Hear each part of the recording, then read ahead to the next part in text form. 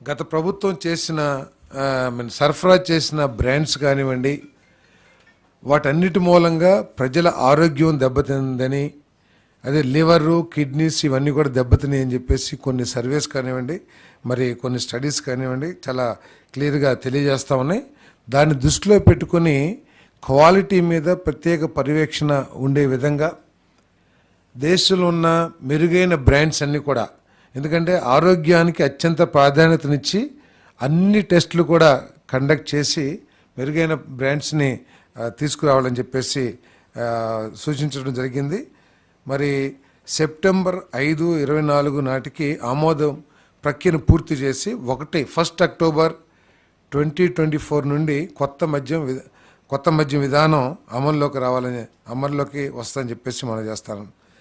కొత్తగా అమల్లోకి రానున్న నూతన మద్యం విధానంలో రాష్ట్రంలోకి అక్రమ మద్యం